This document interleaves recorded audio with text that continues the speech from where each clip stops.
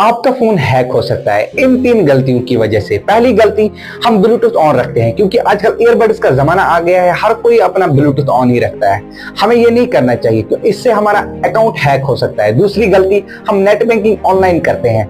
हम जब online net banking करते हैं तो हम सीधा बैक करते हैं, हमें ये नहीं चाहिए। हमें पहले चाहिए कि हम लॉग आउट करें, फिर हम बैक कर सकते हैं। इससे हमारा अकाउंट हैक होने से बच सकता है। तीसरी गलती जो हम करते हैं, हम हर किसी ऐप का एक ही पासवर्ड रखते हैं, चाहे हमें लॉक खोलना हो चाहे हमें ईमेल हो, हम एक ही पासवर्ड रखते हैं। हमें ये नहीं चाहिए, हमें डिफरेंट पासवर्ड रखनी चाहिए। अब लोग बोलते हैं कि हम कैसे डिफरेंट पासवर्ड याद रखेंगे। गूगल में एक सेटिंग आती है जिसका नाम गूगल पासवर्ड मैनेजर है।